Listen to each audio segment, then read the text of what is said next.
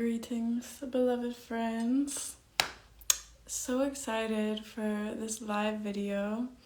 Today, I will be joining with my dear friend Jose, who is a poet, an artist, a fasting experiencer, an energy worker, and just a beautiful soul. And I'm so excited just for him to share his journey here. I feel so honored. And for anyone that's been following me for a while, it's been over a year, but I used to do these interviews often called Level Stories, where I just connect with, kindred spirits.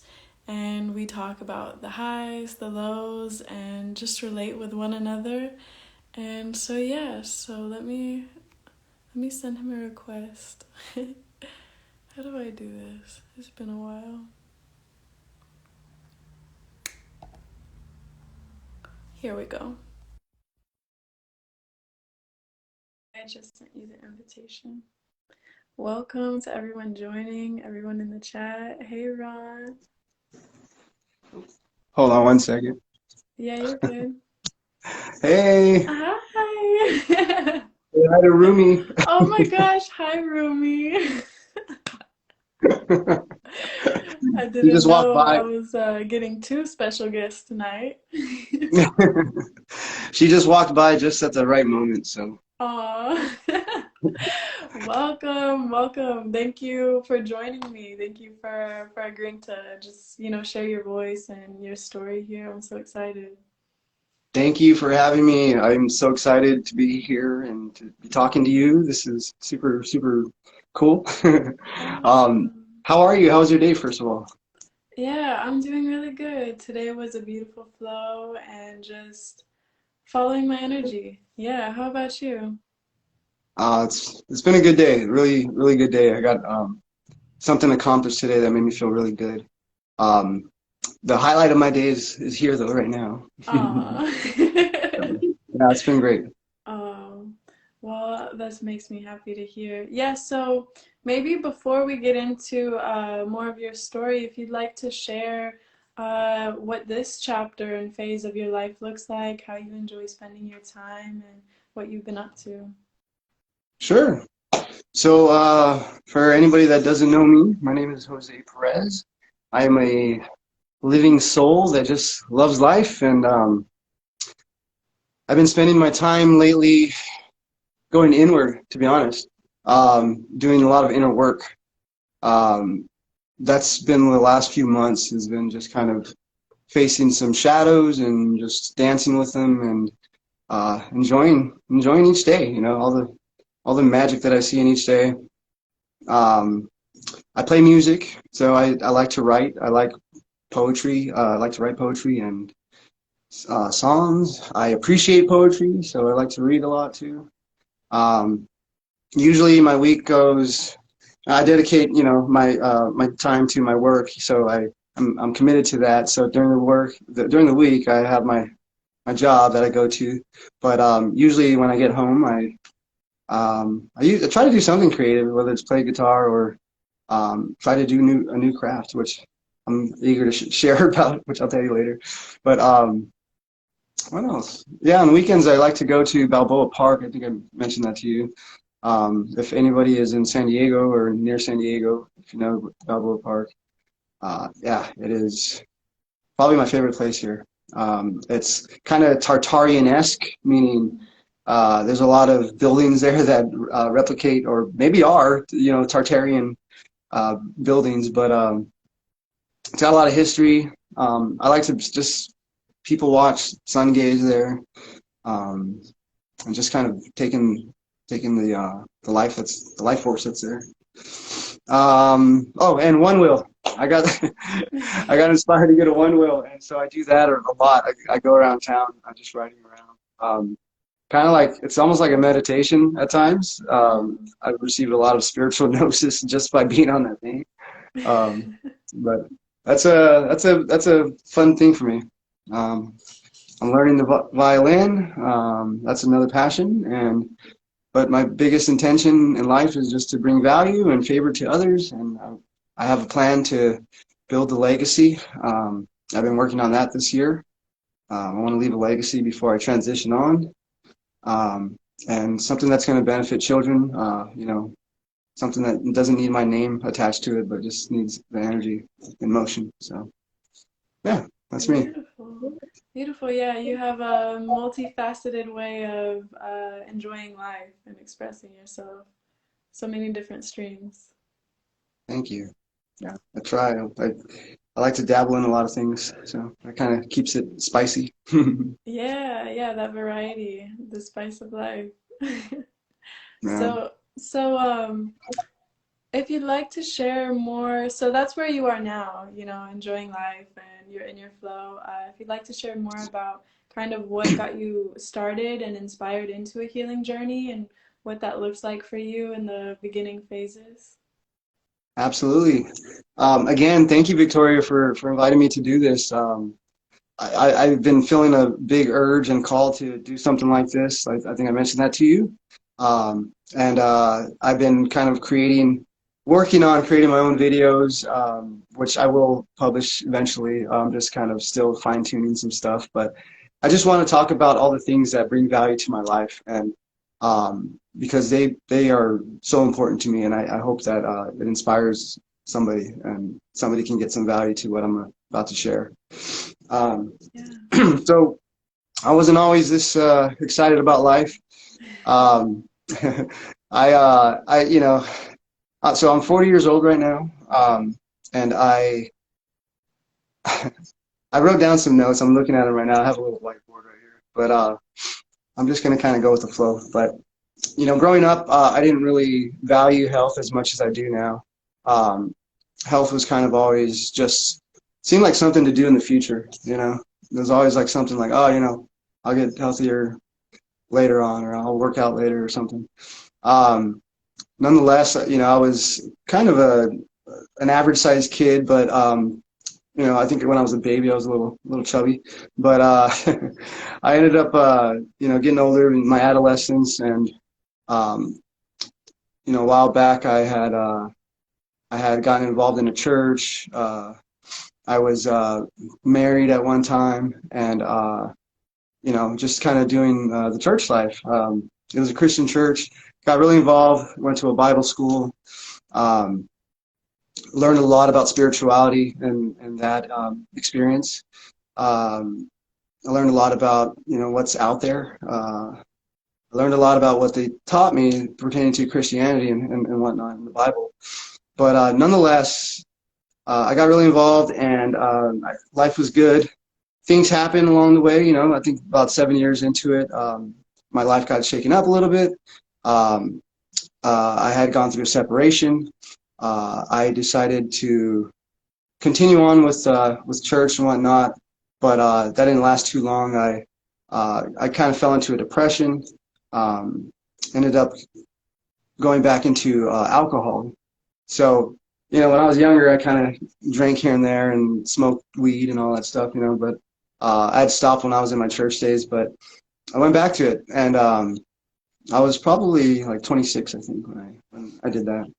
So from then on, mind you, health wasn't a big issue, or it wasn't a thing for me. I was already overweight at that age. I was eating the standard American diet, didn't really consider all the different things that are in the food, quote unquote, now. But yeah, I was very unhealthy. So I basically, for like 10 years, I drank a lot of alcohol. I drank like every day. Did some drugs, a lot of drugs. I ate, just unhealthy stuff. I was just very, very unhealthy. I suffered from, well, I say suffer because back then that's what it felt like. But my experience was, I had sleep apnea.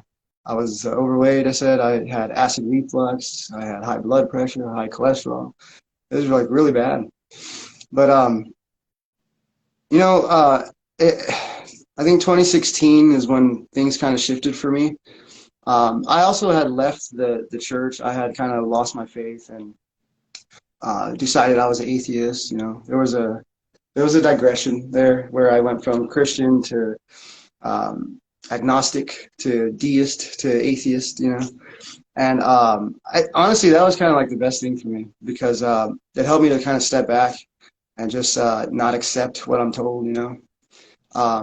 So yeah, 2016, when I was in my funk, I had started kind of getting introduced to different ideas that shook my world again, you know.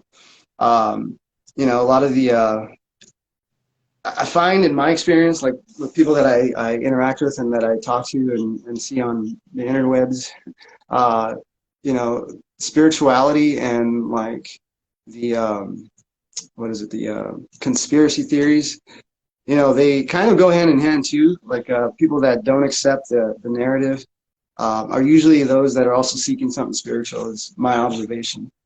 And so I had got into some rabbit holes. I was always kind of like into that stuff, but I never got really deep into it. But at that time, flat Earth was kind of popular, and I was, scratching my head about that. But looking into it, it's funny because I was like, what are these guys talking about? I was so judgmental, and I thought to myself like, Jose, like, what's wrong with you? Why are you being so judgmental? Like you used to believe a certain way and you don't anymore. These people believe this. They truly believe it. So I started looking into it, and that's kind of what triggered my whole, like I said, not accepting the narrative and everything though. So I didn't like subscribe to flat Earth or anything like that. And my ideas on that have evolved. My gnosis and spirituality has evolved, and I'll explain that a little later. But at the time, I had decided I created a mantra for myself, and I wasn't spiritual at the time, but I said, I don't know shit about shit. that is my mantra. I don't know shit about shit. And I tell you, speaking of those words, I know it sounds like kind of gruesome or rude. I don't know, but it totally helped me. It's a humility mantra. Yeah, it is, and it's using some colorful metaphors, so so and I'm so grateful for that. I'm so grateful that I had that attitude because, like I said, once I started learning about the flat Earth narrative, I was like, man, I didn't know that Earth was 25,000 miles in circumference, and I didn't know it traveled or it span 1,004 miles per hour, and it spins around the sun at 67,000 miles per hour. And the more that I talk to people about flat Earth, just asking if they heard about it and stuff, and they're laughing about the subject. They didn't know these facts, facts, quote unquote. But anyway, that's just a piece of what kind of got me to where I'm at now. But I'm not stuck on these conspiracies. In fact, I don't believe them at all. I don't believe anything, to be honest. I don't like that word belief. I'm sure you're very big on wordology. Lie, if. Right. There's usually a lie in a belief, and so. What is a belief? A belief is subscribing to something that somebody else has said, really. And so I decided, no, I'm gonna determine things. So I made a lot of determinations on truth. I don't have beliefs anymore. But anyway, yeah. So I didn't subscribe to the beliefs. I just continued on with my journey of feeling like I was going crazy. I was kind of like most people on this journey, was experiencing synchronicities and was like, what is going on here? Why is that person saying the thing that I was just thinking about like an hour ago, or why do I keep seeing these numbers, repeated numbers and whatnot? And I didn't know what synchronicity was either. But to me, the way I interpret all that experience right now is like it was my higher self or God or, whatever people want to say, was basically shaking my world to let go of these conditions and beliefs that I had instilled in me. So, the mind, body, and soul, you've heard that phrase probably, and to me, they're all one. So mind, body, and soul, it's just one, it's the same thing. And At that time, my mind was being reconditioned. It was being fixed, you know. Hmm. So slowly going into that aching experience, because it was rough to go through, you know, thinking I was going crazy. Um, Eventually, I started getting tired of the lifestyle too, the drinking and you know doing all the drugs and stuff. Hmm. Um, I had yeah, in September 12th of 2018, I had decided to check into a place, an outpatient place, to work on my sobriety. And so I stayed there for 5 days, and those were the 5 best and worst days of my life. um, yeah, I had Wow. I I checked myself into this place, and I decided, you know what, I'm done with this. I want to get sober. Let's do this. The morning that I did this, I had looked in the mirror and I said, all right, Jose, this is the day. Let's do this. Hmm. So I packed my bags. I took my guitar, um, and What brought you to that point of like, this is the day? so that's a good question. Thank you for asking. I had been I felt like at a real low, first of all, you know, through those months and through those years actually. Hmm. But in the beginning of 2018, like February, January, February, I actually that's when I really decided that I want to try to get help. So I started speaking about it more. Hmm. I talked to my boss about it. I talked to a doctor. I hadn't seen a doctor in years, and I decided, okay, let me go. I got insurance, so I went to a doctor, and he gave me some information, and you know, it was like a slow start, but nonetheless, it kind of like the domino effect. It kind of got things in motion. So he gave me some information. He did my blood work. You know, high blood pressure, still overweight, sleep apnea, et cetera, acid reflux. Um, and so yeah, I had did that. I talked to a doctor. I talked to my boss. I talked to some friends. Talked to some friends from the church that I used to go to. I'm still kind of involved with that church too, but um, nonetheless, I called them up and I said, you know, I need some support right now because I'm gonna, you know, talk to my family about this, and I just want you guys there. And they went with me. I told my family what I was doing. I told my boss, like I said, and um, I don't know. Well, I do know. I think the week before, you know, I had gotten to a real low point, and that's kind of what drove me to do it that day. Something that came to mind right now that I kind of always forget, but um, during those weeks right before I went to the outpatient or inpatient place, I had this dream. Hmm. I remember I was on my couch, I was smoking a cigarette, and I think I was like hungover or something. It was like in the evening, and I passed out. And I had this dream where I remember I was standing like on like a plane. It was like like grass and whatnot. And there was somebody there. I don't remember the details, but somebody was there and they were telling me, you know, this is a dream. And I was like, what was that? What was it?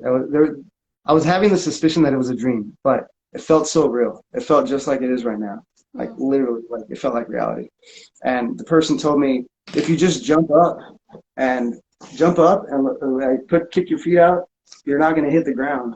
And so in the dream, again, mind you, it felt just like right now.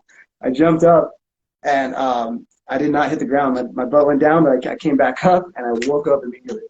It's so weird, I know, but Huh. I woke up and I immediately started crying. I'm like, oh my God.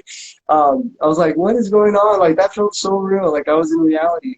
Hmm. And I think that was kind of like a way of telling myself that, you know, this reality is a dream, you know, we do have control. I Hmm. think that was kind of what the message was at the time. The message is a little different now, but but nonetheless, Hmm. that dream kind of kind of freaked me out too a little bit. But I yeah, I had talked to another friend too prior to that and she said some words to me. It was over the phone. It was super late at night too, and she picked up the phone like at 3 in the morning, and I remember just like feeling the love from her. Like you know, she was just said some things that I've heard before, and I actually wrote a song for her, and I'm not gonna embarrass her, but this was years ago. But the song's called Mariposa, and it's on my YouTube, and I'll maybe share Oh, that later. butterfly. Um, yeah. So anyway, I had talked to her and I felt the love. So interestingly enough, when I checked into that place, I was there for 5 days, and um, there was a lot of like pictures and paintings of butterflies there, and you can see right there. I got a painting right there of butterflies. All Yeah. right, so butterflies have been a big thing. Oh, that's not a butterfly. Actually, hold on. Up here, it's hard to see. You see the butterfly? Yeah. Yeah. So my friend that I wrote that song for, she made that for me too. Oh, But wow. yeah. So anyway, yeah, I started seeing butterflies all the time. I was there, and you know, we know that that a lot of people interpret it to symbolize transformation and whatnot, which it does. Hmm. Um, yeah, it was quite the experience. Though I resisted, I fought, I yeah, I mean, not like physically, but I fought with myself, and I argued with the therapist in there. You know, they gave me vitamins and whatnot because at that level of my alcoholism, you know, I drank a lot, so um, it was kind of dangerous to just quit like that without actual treatment. So, and I knew that, you know. Hmm. So, yeah, sure enough, they were giving me vitamins to replenish my body and whatnot, but what was it? They offered to give me some antidepressant pills. I said, no, I'm not going to take those. And the psychiatrist was like, you know, I think you really should. I said, no, I'm really not. And we had this heated meeting because he was pressing so hard, and I yelled at him, I'm like, I'm not going to fucking take this. Like, you know, you throw it away. I don't care. And I got known for that inside the place. Everybody heard about it, I guess. But anyway, also there was another counselor that I'm not going to share names of the place, but anyway, the counselor, I was telling her my story, you know, about getting freaked out about flat Earth, and she's like, Jose, what are you talking about? Like you don't believe in gravity? Like look at this. And she dropped that, and like she dropped like a pen or something, and I looked at her, I stood up, I said, I can't believe you just fucking did that. Like, oh my God, like that is so insulting to me. Like, I like stood up, I was like getting real pissed, and Goodness, yeah. she's like, Jose, I am so sorry. She got, she felt so bad. It's fun. I'm having fun actually jogging my memory about this because it was a very interesting experience. But you know, it's very reassuring to see where I came from and what I experienced. But you know, I was going through the chemical imbalance, so I was really like, you know, kind of loopy. Hmm. But I decided to just kind of take all the suggestions everyone was telling me. I remember I brought my guitar and I was sitting in the courtyard playing guitar, and some kid came up to me, and I had some glasses, some shades on, and he's like, hey man, you should probably take the shades off, man. Just let the sun get into your eyes a little bit, you know. You get vitamin D or whatever, you know. And I'm like, okay, you know, whatever. So took my glasses off. I just took the suggestion. I had a friend that you know, this is like a kind of minor suggestion, but he's like, hey, you should get into like fountain pens, you know, and he actually signed on earlier. But you know, so I got into fountain pens. I just took all these suggestions that random people were kind of telling me, just to kind of recondition myself of resisting, you know. Hmm. I realized that I was so like hard-headed, stubborn, you know, just kind of full of these wrong ideas on life. And yeah, I decided to do what everything they told me except for, you know, like the antidepressants. Um, anyway, I got out of that place. I went back to life. I went back to work like the next day. Um, that night, actually, the day that I got out was a Sunday, and I remember I had a show that day because I play music, like I said, and I was playing around town I had a residence at a restaurant, and so I was kind of nervous because you know it's a bar. I was playing in the bar part of the restaurant, and so I played though, and everything was fine. And I kind of realized like you know I'm done. I'm done with like that stuff. You know, with alcohol, it doesn't bother me anymore. It didn't bother me anymore. I had no desire for it, but I went through all the withdrawals, the post-acute withdrawals. Um, So I suffered from anxiety, like anxiety attacks like crazy. I had like 8 in one day one time. Oh They were my like gosh. they were strong ones. I counted them because I was like, how many am I having? Like this is crazy. I had, I was at work and I'd shut my office door, and like go through my emotions. And then once I was fine. But yeah, I had like 8 a day for like weeks, months. About a couple months. It was, I would say about 2 months. It was like pretty intense. And I had insomnia. I mean, I was pacing back and forth in my apartment. Gosh, Um, what gave you the strength, like in those make or break moments of withdrawal and anxiety? mm, I like that question. Um, I think I think, I mean, I know, it all comes from within. And I think at that time I was kind of slowly realizing that, um, because my ideas and my gnosis on God at the time, again, I was kind of like atheist, so I didn't subscribe to a belief in God, but I decided to use myself. I would talk to myself and I would call myself Hose, and I still do. So I use Hose as my God. I would pray to Hose. I would call Hose my higher self, Okay. and that's who it is to me. And that's, to me, it was like the circle of life. It's myself giving me that strength. So now I know, it all comes from within. Everything does. Um, But I had support as well. I reached out seldomly. I had people that offered to, I can call them anytime. This one brother of mine, he not physical brother, but spiritual brother. I called him twice. I remember. My parents too. I asked my mom if she can call me every day for, when I get out of that place, like every day for a couple of weeks at least, and she did. Wow. Yeah. Just to check on me. That's all. Mm. And it was a quick like hi and bye type of thing, but that's all I needed. Yeah. So just knowing that support was available was my strength. My awareness of it all was my strength. And then, tapping into my higher self, I think was my strength. Wow, powerful. Yeah, I love that you would have conversations with yourself like that in those make or break moments. I do the same thing, and I've actually heard I told you a little bit about my journey of different like addictions and stuff of different therapies that my friends have used where they speak on that like the power of you saying your own name kind of brings you back to center of like okay. Yeah, Yeah. I agree. I definitely agree.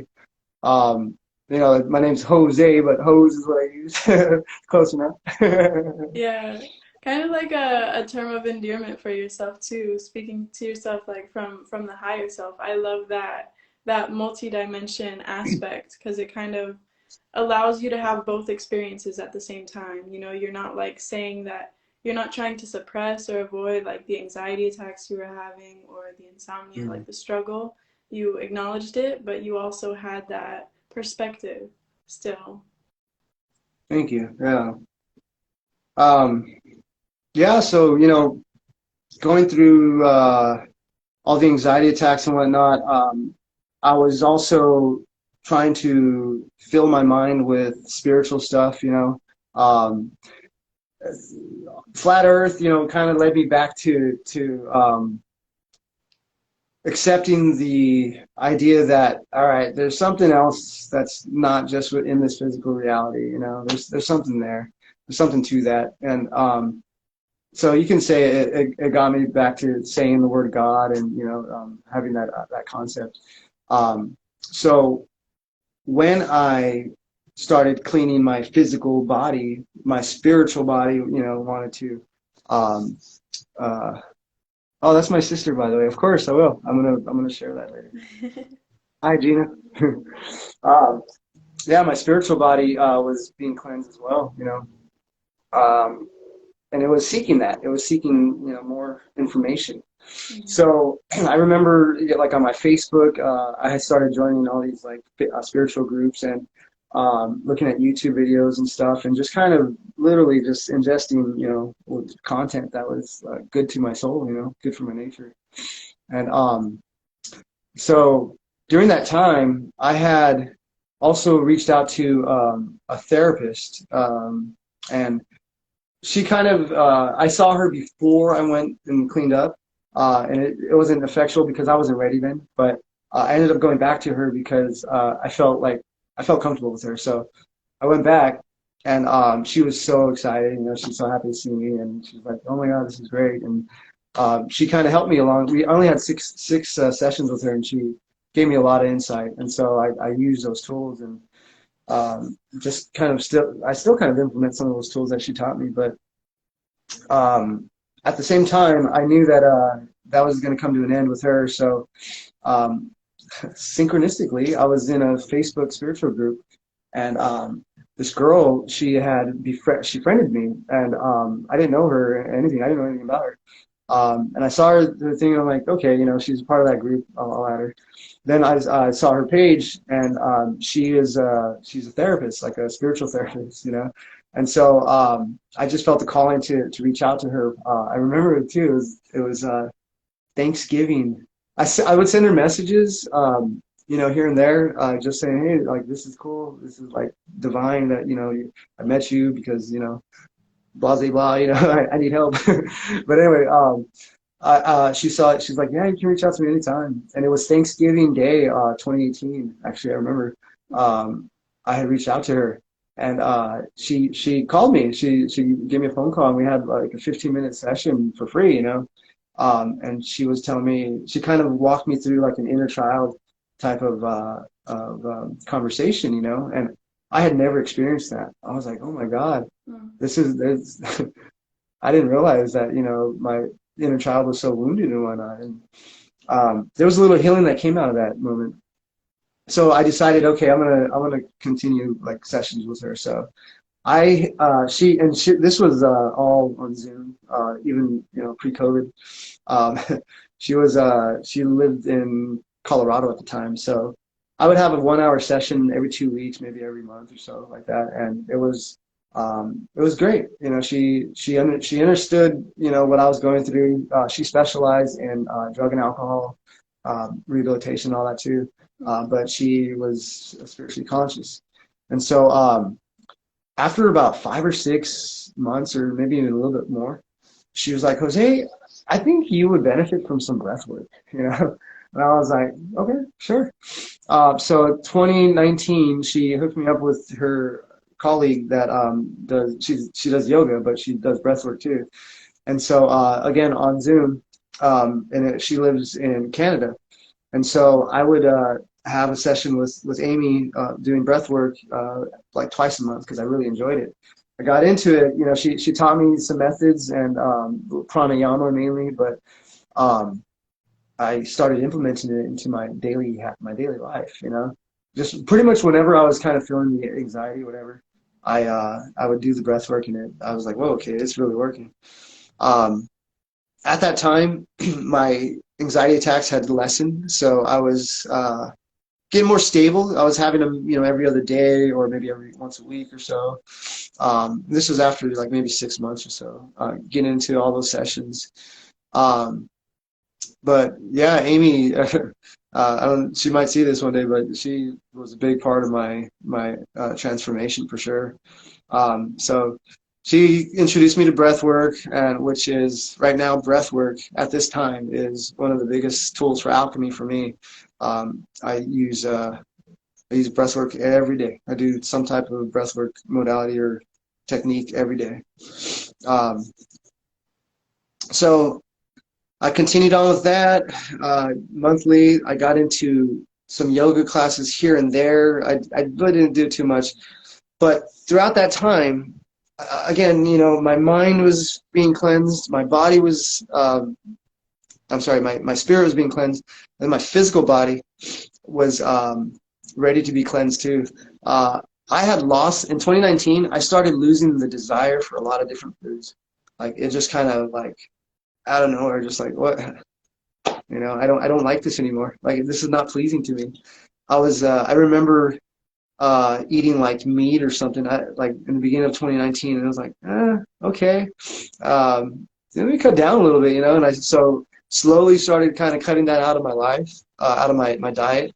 I was beginning of 2019, it was a slow start, but sure enough, I think the whole 2019 I ate. Actually, I take that back.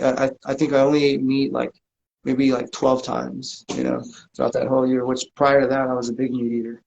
And not to say that meat is bad. Don't get me wrong. And let me just make a disclaimer too for anybody watching. I'm not a doctor or dietitian or anything. I just want to share, my experience with all this. And I don't judge. I don't think anything.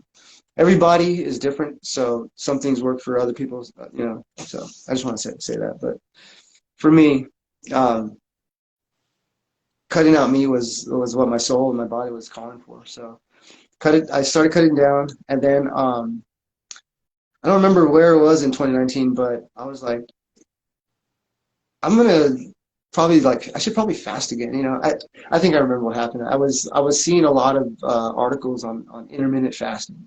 That's what it was. I was learning about intermittent fasting, and I thought, I when I was in church years before, I used to fast, like do water fasts, and it was like I think the longest was 3 days at a time. But back then it was different. It was more like towards God. It was like this was like a sacrament. This is something I'm doing for God. Whereas when I started fasting again in 2019, doing intermittent fasting, it was more for my body. And so yeah, I started off. I don't remember how I started, but it was like I think maybe 8 hours of fasting, and then a week later it was like 10 hours of fasting a day, and then 12 hours. So I eventually at the end of 2019, I had shortened my window of eating to 4 hours. So I was fasting 20 hours a day, eating food, whatever I wanted really, but not meat, and not as much at least. And then yeah, fasting that for the 20 hours. So my body was kind of getting used to not eating, and I was feeling really good. I was feeling very energetic. I started getting more focus, more mental focus. I felt like I can do a lot of things. And so I saw the value in that, and I continued on the whole, trying to cut things out, and so slowly cut out dairy and meat, cheese and milk and all that stuff, which I used to be a big milk drinker. But to sum it up, at the end of 2019, actually that year, December, winter solstice of 2019 was a big one for me because throughout that whole time I was learning about the subconscious mind. I was learning about witchcraft. I was learning about how to reprogram your mind with sigils and all that stuff. I saw the value in all that too, and I mean it's everywhere already. So I decided to take control of it. And so I started journaling. I started writing affirmations. Law of attraction, all that stuff. And so I got into some other type of magic that was very effectual, but I did a spell, I guess you could say, on winter solstice in 2019, December 20, and it was to reclaim my divinity, basically. I said I wanted to reclaim my divinity, and I choose to do this. Maybe I'll show you what I wrote down in a little bit, but I still have it. But I did this spell, and that's kind of when everything during that week, everything just started shifting for me. I was I was being, I was fooling around with a girl at the time, and at the beginning of January, I was just like, I can't do this no more. This is not for me. I want something tangible. Plus, I'm gonna be kind to my body, in all ways, not just with the fasting, but also with my, with my body. So yeah, the beginning of January, I was also smoking cigarettes, I think, like here and there. I cut cigarettes, I cut coffee. Again, the drugs and alcohol were already gone, but I decided to basically take it a step further. So there's some other things that I got into which I want to talk about. Um, so I started learning about sun gazing. I started Mm. practicing that in December of 2019. That is also a big tool for alchemy for me. Yeah, And again, what's been your experience with sun gazing? so at the end of 2019, I remember it was like December, and I was off of work that month, and so my front door faces east, so I get to see Okay. the sunrise every morning. It's so beautiful. So when I started learning about it, I started seeing YouTubers talk about sun gazing. They were saying, oh, I get divine gnosis, and it's energizing, and I get the negative ions, and I think they say a lot of things, right? And I was just kind of like, okay, this person there's some value to it, so let me look into it. So I started off by going staring at the sun during the golden hour, which is the hour from sunset. I'm sorry, sunrise. The first hour from sunrise to that first hour, and then also the last hour to sunset is the golden hour. So Mm. they say that's the best time to do it because the UV rays are at the lowest point, or there are no UV rays. Mm. And some people say you should just stare at the sun when it's orange. Don't stare at it when it's white. Whatever. But, I decided to do it during the golden hour, and I did it for about 8 seconds, and I stopped. And then the next day I did it for about 10 seconds, and then I stopped. And then Mm. I did it for 20 seconds, and then pretty much from then on, I had been sun gazing just about every day. Every day that I see the sun's out, I stare at the sun. I've conditioned my eyes to stare at the sun at noon. Like I could stare at the sun at high noon for several hours, not hours, but several minutes at least. But it's been a very powerful practice for me. I posted about that on my Instagram feed, but um, every time I stare at the sun, like I feel the consciousness of it. Mm. Uh, it speaks to me. It comforts me. It makes me laugh. I feel the connection between it. Mm. Soul and my soul is connecting.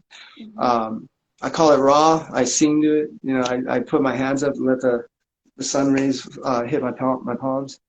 Um, Usually, I end up speaking in tongues while I'm staring at the sun. Um, I I usually ground myself too, so I'll go outside barefoot. Sometimes I don't, but most of the time I try to. Um, I even mew, if you know what mewing is, where you put your tongue to the top of your mouth, the upper part of your mouth inside, and kind of, they say that helps circulate the energies through your body. Right, like back towards the soft palate, you're saying? Yes, yes, yes. It's funny because a lot of these things, it's hard for me to describe. I've never really articulated them as like this, vocal or verbally. So this is kind of helpful. So I appreciate that. Yeah, for Um, sure. So you feel like some of the benefits you really received from that sun gazing is a deep connection to that divinity, like a relationship with the sun and with the earth. I think that's so oh yeah, beautiful. Yeah, oh it's so yeah. powerful, right? Because it's one thing that's so consistent for our lifetime every day. Have you ever? It is. I know. I love that too. Like you can rely on it every day, right? Mhm. Have you ever, like, in meditation, received like some type of spiritual gnosis or spiritual message, or maybe not even receive it, but after the meditation, it's like, oh, it just kind of comes to you. That's Absolutely. Yeah, that's how it feels with sun gazing for me. Yeah, I agree. And from my experience with sun gazing, I'm sure you could probably resonate too. It just kind of like if I have any little like nagging problems in my mind, it kind of puts things in perspective of just sometimes like we think our problems are so big and they're not. You're right. Oh, you're definitely right. You know, my biggest problem is when it's cloudy. No, I'm kidding. No, but yeah, learning about sun gazing by doing it, and it's all intuitive too. Right. I was nervous about staring at the sun. That's something I'm told when I was a kid. Don't stare at the sun. Right. But nonetheless, man, it's my eyes. I get my eyes checked every year. There's 20/20 vision. Nothing wrong with me. I did, however, let me just say this. I got a little zealous and I tried to stare at the sun at an inappropriate hour when I was fresh into it, and it kind of burnt a hole in my cornea, but at least it felt like it did. I was seeing a spot for at least a week or two, and I stopped. I said, okay, let me just stop for a little bit. It healed, but nonetheless, Slow I and learned my steady. Got it. yeah, slow and steady, slow and steady. So now it's like every day, usually on the weekends when I'm at Balboa Park, I take my shoes off, I stand in the grass. I try to get Rumi to sun gaze, but she doesn't like to. Oh, um, no, yeah, I'll do my thing. I don't care if people watch. What's funny too, because I was a little embarrassed when I first started doing it. I would go outside to, like outside in the street, and I'd get on my phone. I had nobody on the phone. I was just on my phone, like, yeah, just staring at the sun. Like, yeah, yeah, these are good. So I don't know, it was just I was learning about all this stuff, so I wanted to do it, but I don't know. I guess I was just embarrassed, but um, anyway, that's been a big tool for me. I speak highly about that. The One of the biggest tools though is urine therapy. So mm, so I had delved into distilled water research first. Okay, so I was looking at Andrew Norton Weber's some of his writings and stuff. He had a paper. I can't remember the name of the paper, but it was like something like X amount of doctors what they say on distilled water, and intuitively it made sense. Like my whole journey is about just what makes sense to me. So if this makes sense, I'm going to do it. yeah. And so I'm learning about distilled water because I was always told you're not supposed to drink distilled water, and I've heard the narrative. It pulls out minerals from your body, and it didn't dawn on me that it pulls out the inorganic minerals from your body. So Right. learning about distilled water kind of exposed me to content creators talking about urine therapy. It's also I call it Shivambu, just as the Ayurvedic name. Mm. But it's more popularly known as urine therapy. But um, so anyway, I thought it was a joke at first. I was like, drink your own pee? That's kind of weird. Me too. I thought they were like playing with me. Like people don't do that. People don't do that. Yeah. There's a comedian, I think his name is JP Powers or whatever, but he's got this video where he's like drinking like urine, or supposedly it's like a joke on it. And Mm. so that's why, like stuff like that, published like that, it kind of got me to think it was a joke at first. But so I started diving in, right? And just like every good thing that's good for us, it's hidden. You have to really dive deep to find like tangible, content or information, stuff that's really useful. Um, It's hidden in plain sight, right? Because like we see urine every day. we do, Our yeah. body makes it. It's like it never dawned on me, like, oh my God, I can drink this. So, so nonetheless, I dived in, and every video, I remember like the first videos I would see on YouTube when I searched urine therapy was like, there was like this guy nurse, he was like, don't drink your urine. Don't be stupid. Don't drink your urine. And I'm like watching it, I'm like, why? Like, he doesn't say why though. He's just like, it's just like trying to like prevent you from doing something so healthy and so good for you. Yeah. um, and I think, in my opinion, this matrix, people like to use that phrase, Mm. and it kind of is like a matrix. It's like a simulation to me. It does that, it throws things our way in our daily lives, in our black mirrors that we have here, the phone and the computer, Mhm. throws things at us to put its spells on us. But it didn't work for me. I saw beyond that. I saw, okay, I get it. So I kept on searching, and I started seeing people that produce, actual good content on it. I learned about Brother Sage. I don't know if you know who he is, but Mhm. so I actually met him. I met him this year. Oh wow. Yeah, he came to San Diego and had the first Shivambu retreat. So I went to that for one day, but cool guy, man, really cool guy. Hopefully he sees this. Um, but yeah, I was just learning about it. I was learning the facts, of course. Urine is 95% water, 5% minerals, potassium, nitrogen, all that stuff. I learned that it's also ultra filtered blood plasma. I learned a little bit about how it actually uh, gets filtered in our bodies. I can't recite all that stuff though. That I'm not as fine tuned with that yet. Again, this is all intuitive for me, but I just thought there was something to it. So I said, I'm not going to judge. I think this makes kind of sense, some kind of sense.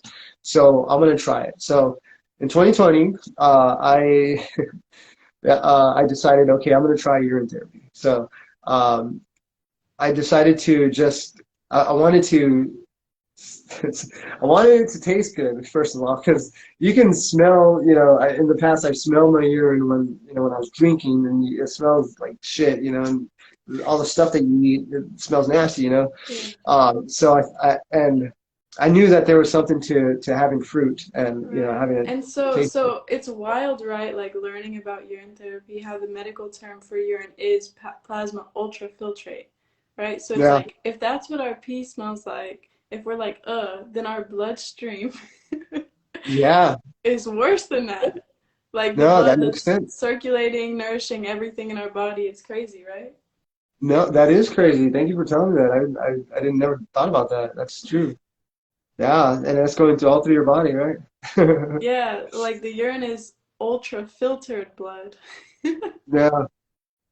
So so I decided. I said, okay, well, I'm going to do it, but I need to condition myself because I'm not ready to do it. So I decided to just get into juice fasting because I was learning about juice fasting too, and I'll talk a little bit more about that after this. But um, I decided to start a juice fast, my first juice fast ever, like a lengthy one. Uh, I've done like a day or two. No, it was I think mainly like 24 hours. In the distant past, I used to do it once in a while, but I wasn't big on juice fasting until 2020 January. But anyway, I decided to do a juice fast and then drink my urine to try it out. So I conditioned myself. I decided to eat fruit for just 1 week, just eat fruit. And I did. So for 7 days, I just ate fruit. And then I said, okay, today I start the fast, the juice fast. So I had a little Hamilton Bay or Hampton Beach, whatever it's called, the little juicer. And I would create my juice, and I was very strict. I was still intermittent fasting, so I was only consuming juice for 8 hours in the day or less than that. I think it was like 6 hours, 4 to 6 hours, and it wasn't a lot of juice. So it was just fruit juice, by the way. I think I might have added some like kale or something or celery, but it was mainly fruit. And so yeah, eventually, I think I went about a week of juice fasting, and during that week, I decided, okay, I'm gonna pee in a cup in a glass, and I'm just gonna smell it every day. So and first thing in the morning, I swear, first thing in the morning, I peed in the glass, and I'm like, okay, okay, that's good. Pour it out. Like you warmed yourself up to it. I had to. I was so unsure about it. I was like, I don't know, like, what if it's bad for me, or I was so scared. I really was, but the same nervousness that I felt to do that, I felt that same nervousness when I did that spell the month before, and I knew that it was the right thing to do. Mm, I just knew intuitively this is my path. right. So Some people yeah, say, the energy of nervousness, it's the same frequency as excitement, right? absolutely polarity. You feel that That's another charge. thing. Hermetics, it's the same energy, just different varying degrees on the same scale. So, um, yeah, I knew that it was for me. That was my path. So eventually, I got to the point where I was dipping my finger in it, and then kind of, okay, okay, that's cool. And then finally, I said, okay, tomorrow I'm gonna drink it, and I recorded myself. I did a video right by my bathroom like the night before, saying, okay, I'm gonna do urine therapy because I wanted to document this, and I wanted to share it. I'm probably still going to, and I have my computer. I'm gonna show you some pictures in a bit if we have Okay. time. But Yeah. cool. I hope we're not on a time constraint either, or Hey, time. we're just flowing. Awesome. So yeah, I recorded myself, and I'm like, all right, tomorrow I'm gonna drink my urine, and this is why, and blah blah blah.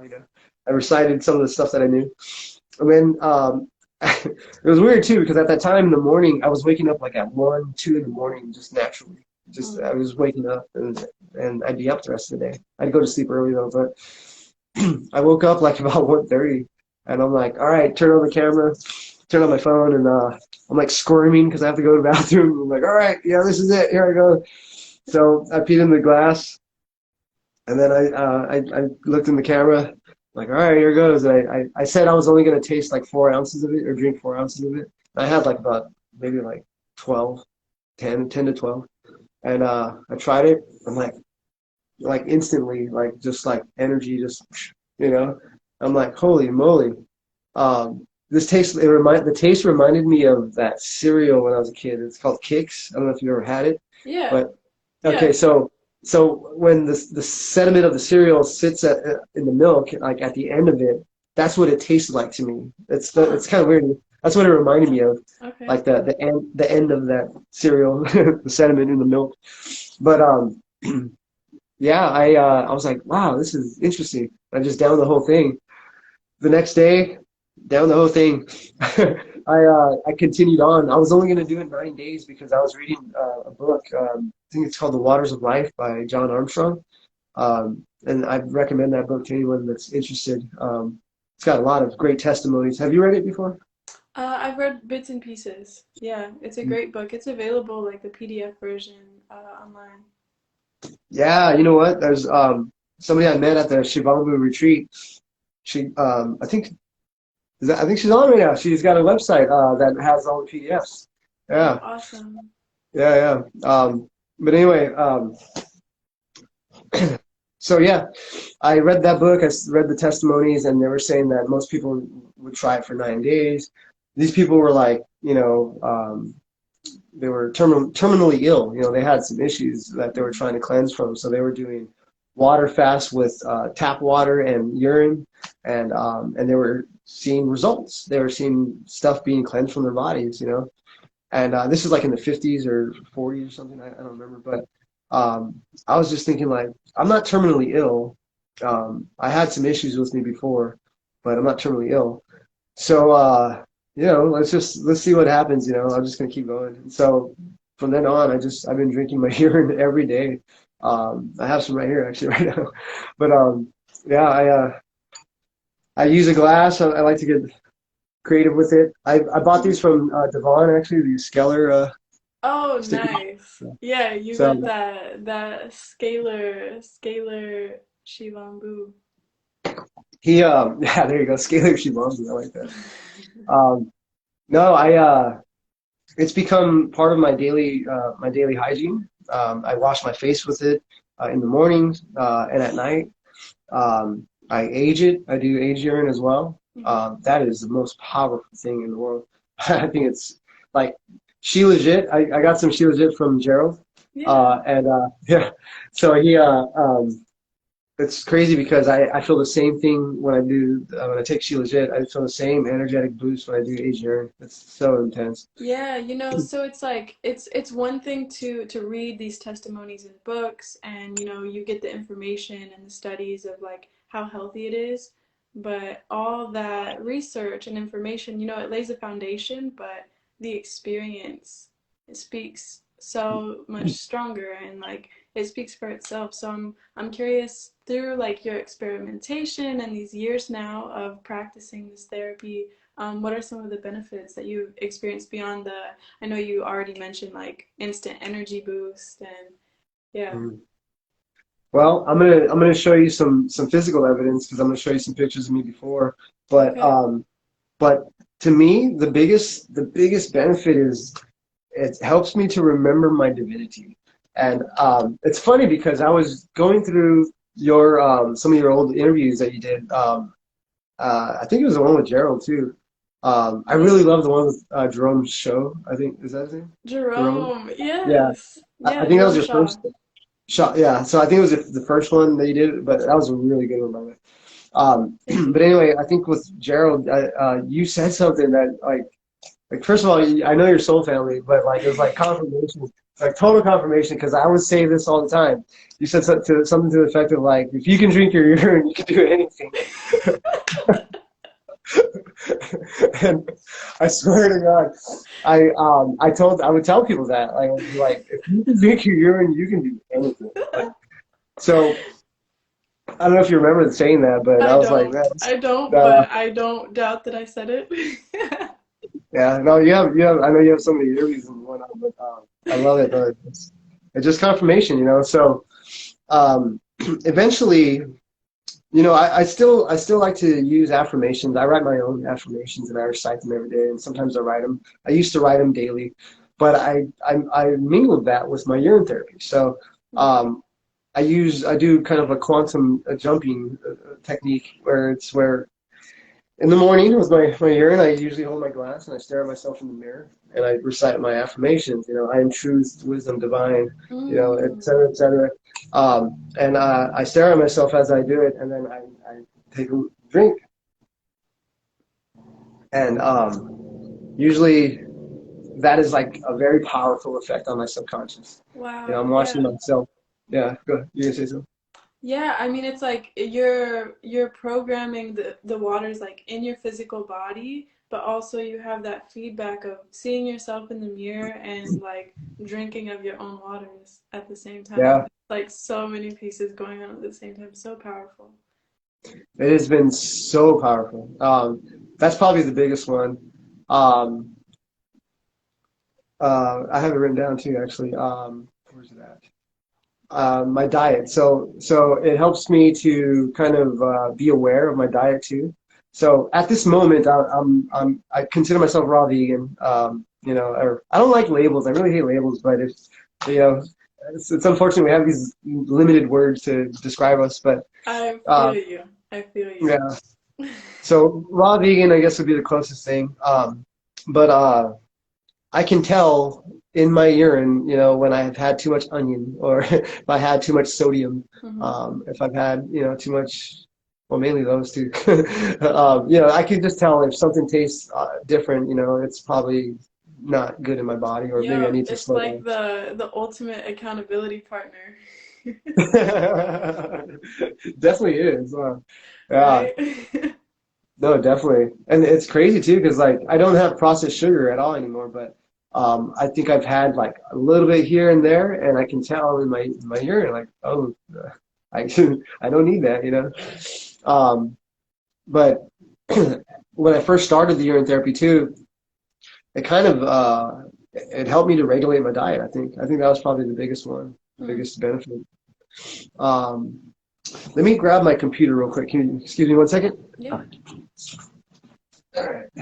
So So let's see. I'm going to show you some pictures.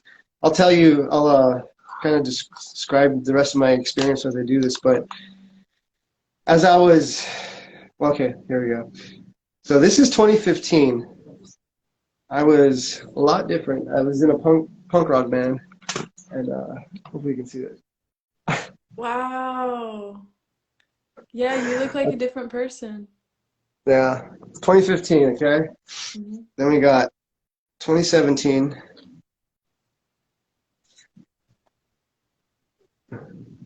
Okay. Wow. Let's see. Then come 2018. Let's see.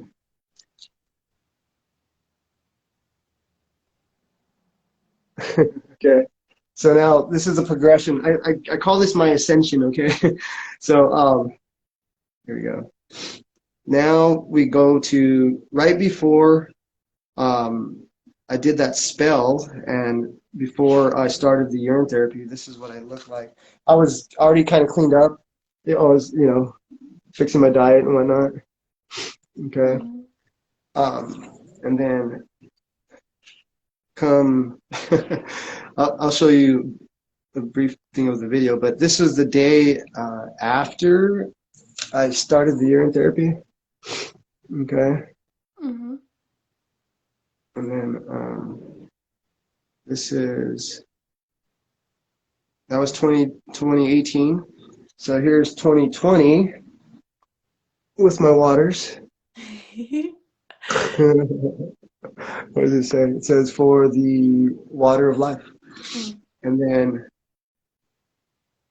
once I got into juice fasting that year of 2020, this is what I started looking like. So, Oh my gosh. so yeah, and here I am now. What a beautiful transformation. I feel like as you went through those pictures, you can see just more life in your eyes. You know, you look more alive as you were flipping through. Thank you. Thank you. I feel that too. Like it's been so beneficial to me, you know, and I just want to show you where at in the video where I drink my urine for the first time. Um, but anyway, here it is. So I'll just show you the picture, but this is the first time I ever drank my urine. You got it documented. I got it documented, and I want to share it. Like I have no shame. One thing you're gonna learn about me, Victoria, is I have no shame. I live my life out loud. I've got nothing to hide. Yeah, you can ask me anything, I'll answer honestly. I don't lie. Um, yeah, these protocols have really shaped me into being, you know, my highest version of myself. You know, sun gazing, breath work, the urine therapy. Yeah, just getting into the urine therapy.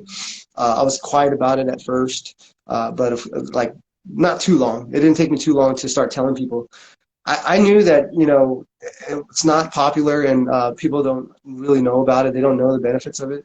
I knew that I'd probably be made fun of if I did it. So I thought, who could I tell to make fun of me so that way I can get used to it? My coworkers. So You just threw yourself in the deep end like that, I threw huh? myself in the deep end. I told my boss, I told my coworkers, I'm like, hey, have you guys heard of urine therapy? They're like, huh? I'm like, yeah, it's where you drink your pee. Like, what? I'm all, yeah, I do that. What?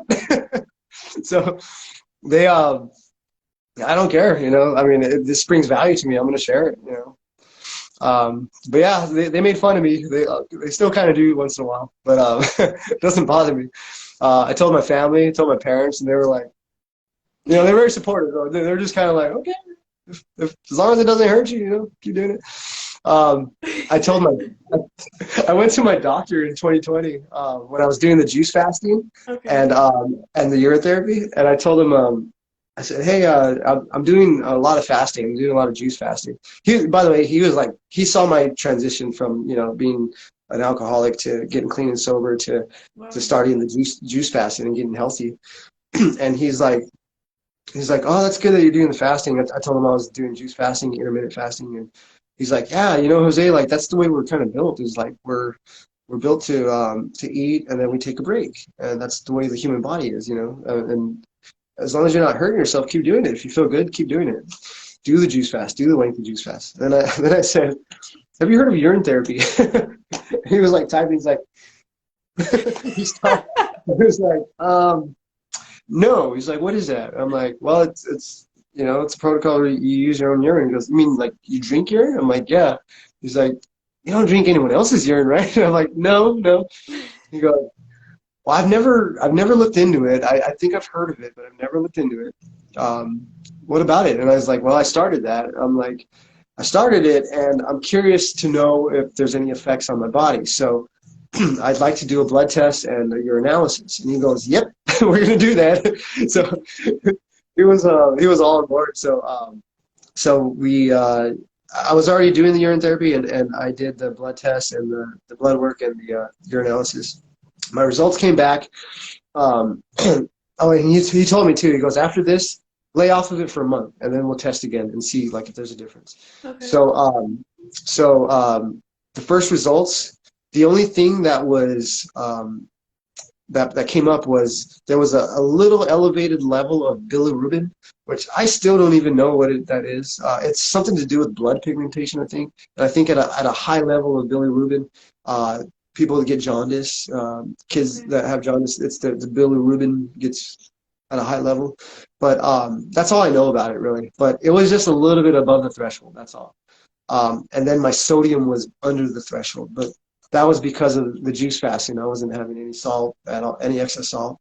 very little celery. Okay. So that was it, right? That was the first initial the initial test. The second test, all the numbers were the same. I think the bilirubin dropped though. It dropped a little bit, and I feel like my body kind of got used to recycling the blood plasma, you know. Mm. And Yeah, and the sodium was fine. Everything was good, and he was like, "All right, I can't tell you not to do it. You know, there's nothing wrong with it." So we kind of left it at that because things started shutting down that year in 2020. Okay. Um, but so I stopped seeing him, but yeah, it I had during that time I had another doctor that I saw for my sleep apnea, and I was using the sleep apnea machine, and I felt like I didn't need it anymore, so I did another sleep study, and he said, "You cured yourself, Jose." He's like, "You cured yourself of sleep apnea," and he was like in Wow. shock. Like he like stopped, he's like, "Dude, like you cured yourself," and so I was like so grateful for that, you know. So got rid of that. I had some high blood pressure medicine that I was taking right before I started the juice fasting. Weaned off that, got off that. The acid reflux went away. My depression and anxiety just went away. Yeah. It's just cured a lot of things. It's so crazy. You worked for that cure. You worked for that cure. Most people would agree to say that, letting go of so much, the alcohol addiction, you let go of denser like meats and cooked foods and cigarettes and going on lengthy juice fasts, urine therapy would take a lot of discipline. What do you feel like really motivated you whenever you were struggling with cravings or maybe second guessing like if this was like really the path that you wanted? Um, to be honest, to be completely honest, I did not crave anything. Like Mm. the desire just left. You know, I You were didn't just crave ready for alcohol. it. I was ready for it. Yeah, I didn't crave cigarettes. Once I quit cigarettes, I didn't, I never smoked again. A cigarette at least. Uh, what else? Coffee. Yeah, I was a coffee drinker. I don't crave that either. It was like I stopped. your body just got sick of it and you got sick of being sick. Yeah. But nonetheless, like food wise, doing the lengthy juice fast, Hmm. um, I didn't crave food, but you get hungry. At first, there was the hunger sounds and the hunger. It wasn't really pains, but it was just movement in my stomach. But I got used to all that, you know. I mean, it doesn't affect me anymore. It's just my body reacting, and that's all it's doing. It's just kind of like saying, "Hey, I'm doing something," you You know. created like a new baseline for yourself. Yeah, yeah. Thank you. Um, so the juice fasting, like I said, I started that in 2020. I didn't know what I was doing. I just saw people on YouTube that were doing it, and I'm like, okay, I'm gonna try it. I joined a Facebook group on juicing, and people are talking about 90-day juice fast, 120 days, 300 days. I'm like, what the fuck? That's crazy. So I was like, I can do this. If they can do it, I can do it. So the first juice fast I did, I lasted 20 days. I decided, okay, I'm gonna Wow. go as long as I can go. So 20 days. On the 19th day, I was in the shower and I was crying. Like, oh, what am I doing? Why do I do this to myself? Because it was painful. I didn't do it correctly. I didn't have enough juice. You're supposed to consume a lot of juice, at least for the calories' sake. But I had a pain in my back. I did not supplement any fats, so I think that's what was causing the pain in my back. Mm. Um, I started learning, as I was doing this. There's a YouTuber named, well, he's more of a YouTuber, more than a YouTuber, but John Rose. Have you heard of him? Hmm. Yeah, he's like the guru on juicing. I learned a lot from his videos, and I love his videos because it's just so simple. It's just him talking, and no diagrams, just him talking. But anyway, he inspired me to. Well, I learned from him eventually that I needed to incorporate some flaxseed oil, for fat, throughout the lengthy juice fast. If I juice more than 14 days, I should be having that daily just to supplement that to prevent any gallbladder issues. Um, yeah, so I did 20 days. I broke my fast with a lot of fruit and nuts, and my stomach hurt so bad afterwards. Like I ate too much. I was very foolish when I broke the fast. I didn't realize that. I went back to eating like a regular vegan diet, cooked food, cooked vegan food, and then I decided, you know what, in a couple weeks I'm going to do another fast. I'm going to do 30 days. So I think I ate for like 2 or 3 weeks, and then I started a 30-day fast, and then I did that, and I did mainly juice. I'm sorry, mainly fruit, some veggies. I went back to eating again for a couple weeks. Then I said I'm going to do 45 days. So I Wow. did 45 days. I did 45 days, and I want to say it was during that one is when I started realizing that I was raw vegan as I was juicing, you know. So I started incorporating the flaxseed oil in my juicing too. I think on the 30-day one, so that made it much more easier. When I broke my fast on the 30-day one, I just had wet fruit. I learned from John Rose about the prune test. Are you familiar with that? Hmm. Yeah. So I yeah, I learned how to do that. Basically breaking my fast with soaked prunes and eating only 8 ounces and letting that flush my intestines out. Um, Learned about mucoid plaque. I saw it come out. I saw parasites come out. It was insane. I, we were talking about yesterday. We were talking about Jess or Open Ancient Arms or Ancient Eyes, Hmm. and on one of her highlight reels, it's like all on mucoid plaque, and that's intense stuff, you know. Yeah, her page is what inspired me to cleanse my colon, to clear out my intestines. Cause yeah, Yeah. it's crazy, like years and years of eating mucus forming foods, it builds up. It's like it's rubbery. It is not fecal matter. It's something alien. From a friend of mine here in San Diego, he's big on the mucusless diet system, healing diet system, and he posted. I remember something. He's like, that stuff that comes out of you that sticks to the toilet. Imagine that inside your guts. You know, that's sticking to your guts, Yeah. and it's like it made total sense. I'm like, holy shit, because you know when I'm and I hope it's okay, viewers, but I'm gonna talk a little bit about that. But you know, all that shit that's inside you, you know, it gets pushed out, and it's old stuff, and it does stick to the side of the toilets, and you do see parasites come out, and at least for me, that was my experience, Hmm. and it's like unbelievable to see, like how much I was. I was so surprised that I was still pooping after 45 days. That's Oh my like gosh. wow, you know what I mean? So Insane. That's one of the standard things whenever I've talked with people who've done extended fasts. It's just like how much shit our bodies can hold. yeah, Yeah. I was blown away by that. But like I said, you know, like I was just juicing mainly fruit, and I'm like having like solid shits. I was like, holy moly, this stuff is insane, you know. Yeah. So, Yeah. so anyway, I did a 60-day juice fast in the middle of 2020, and that one was intense because I decided to go do mono fruit, so just one fruit a day. So I Wow. did cantaloupe juice one day, then watermelon juice just one day, then apples. I had my I had 3 days out of that 60 days of just the berries were mixed. So I had blueberries, raspberries, you know, but other than that, it was all mono fruit. Um, Towards like the 40 something day, I decided to do a urine fast. And that was very difficult. I could not do it.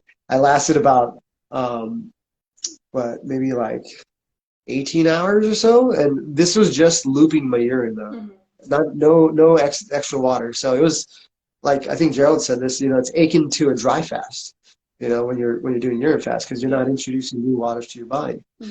So I didn't realize that, but it was difficult, and I didn't feel good. I felt you know, like they say, you know, when you're healing, you don't. It's not always pleasant. You know, it's your body is healing, and it goes through that stuff. You know, and if you can sit with it, if you feel intuitive to or the intuition to sit with it and just let it ride out. Um, you know, do it. But nonetheless, I said no. I need to get some water, and that's all I drink now is distilled water since 2020. But I really don't drink that much water right now anyway, especially when I'm on the juice fast. Yeah. It's just the juices. But um, yeah, I did 60 days. I was very proud of myself on that one. I did 61. Let's be honest. Hey, Look at that extra day. hey, good job. Yeah, that's some work. Thank you, thank Yeah. you. Yeah, so after that, I decided just to be raw vegan. So since then, the middle of 2020, I've been raw vegan since. I don't eat cooked food. I just recently, about 2 months ago, I cut out salt, like Himalayan pink salt. That's the only salt I would have, like in recipes. And I really didn't sprinkle it on things. It was just more inside recipes, but I cut all that out too. Hmm. So I think there's something with salt too that's not good. So yeah, even the healthy salts, sodium is what the body needs, and we can find that in salt, but you can also find it in other things too. Hmm. So at least that's what I'm learning. I don't know, but that's just my journey for with that. But I've done. I think this is the 15th. I'm on a juice fast right now. I'm on day number 16, and I'm gonna do 30 Woo! days. Going Yeah, strong. thank you. Yeah, going strong. I'm not as strict anymore because I've done the 60 days mono fruit, and then after that, I just kind of started like this year. I just started incorporating cacao, like so raw vegan, but I do have cacao which is heated up. So if you want to say that that's not raw, that's fine too. If anyone wants to say that, that's whatever. But Yeah. I have That's why the labels are so sticky, because you want to exactly, experiment and yeah. yeah.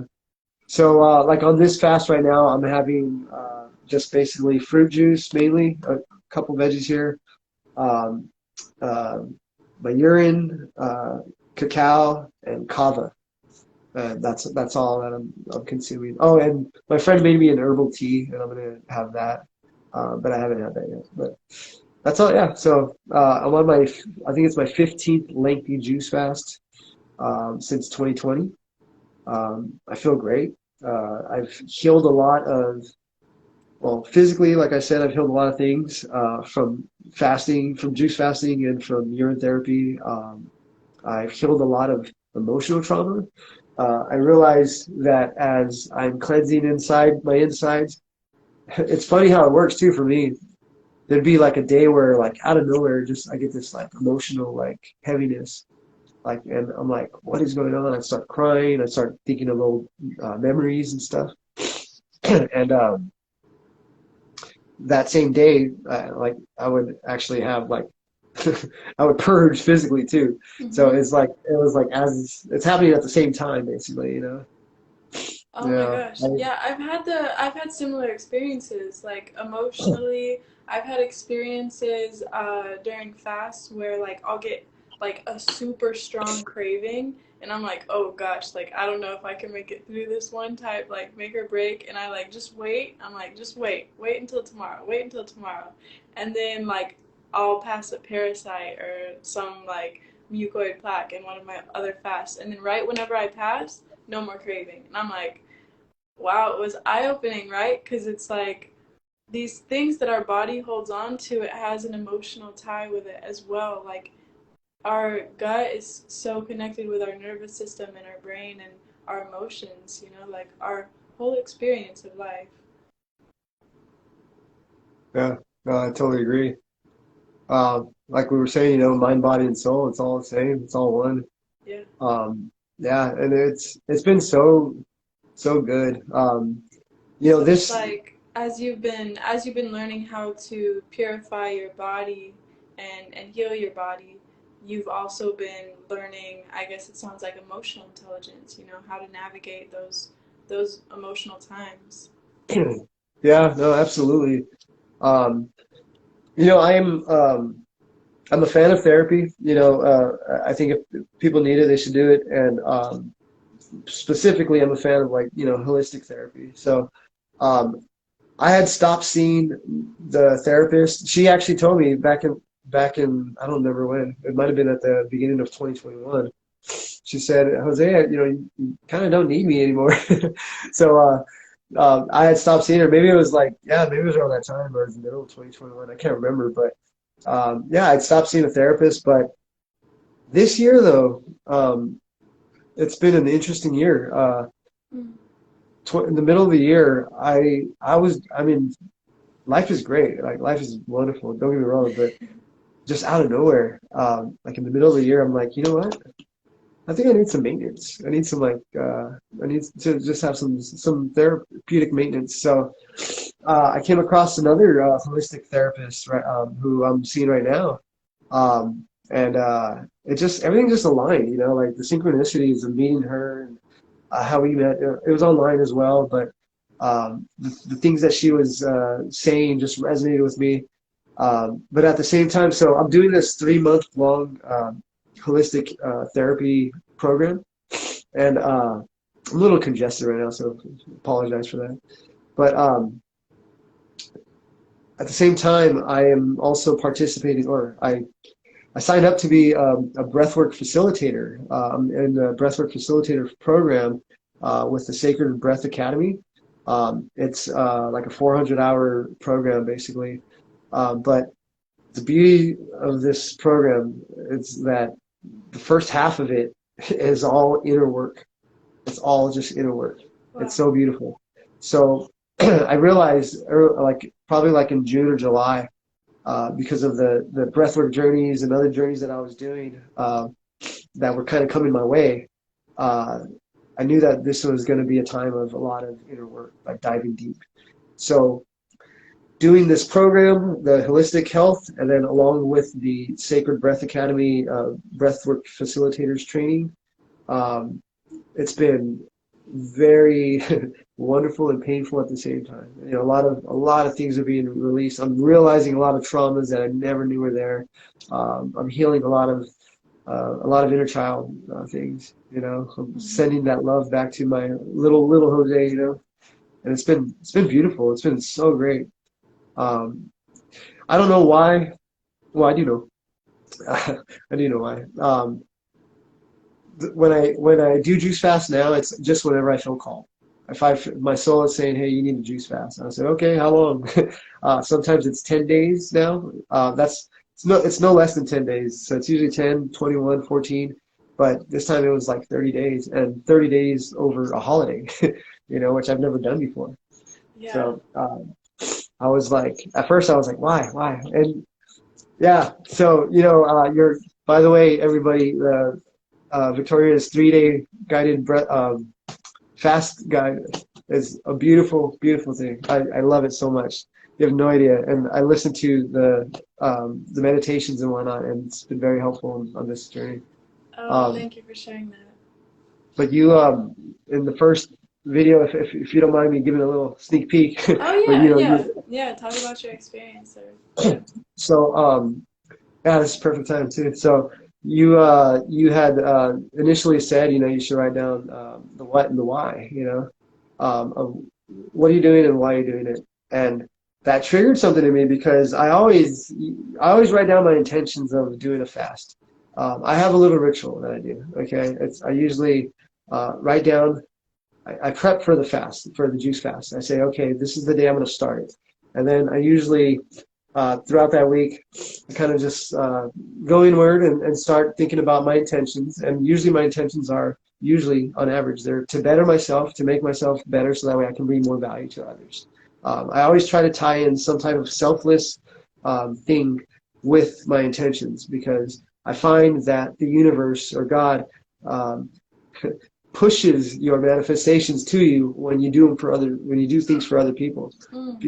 It's a beautiful thing, like Mhm. selfless acts of kindness and all that, um, you know, or selfless intentions, they get manifested a lot quicker.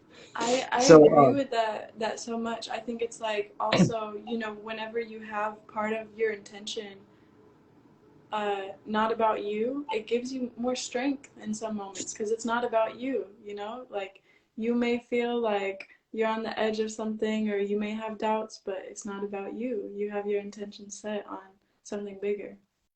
yeah, no, that's beautiful. I never saw it that way, but yeah, it definitely is. It's not about you, when you do that, when you set those intentions like that. So what I would do is the day before, I would write down my intentions for the juice fast, and I would sign my name, and I would even prick my finger with a lancet to get blood, and I put blood on it, you know, Wow. So and powerful. it very much is. So that's the other tool of alchemy that's been so useful for me is blood magic. So that's the way that I practice it. I do it responsibly. I don't abuse it.